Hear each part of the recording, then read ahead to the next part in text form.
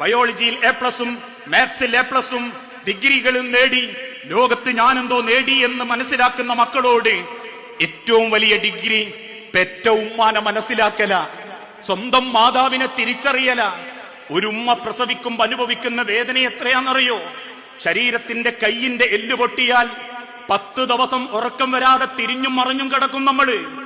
ആ എല്ലൊന്നും ചേർക്കാൻ വേണ്ടിയിട്ട് എന്തും മരുന്നും പുരട്ടും.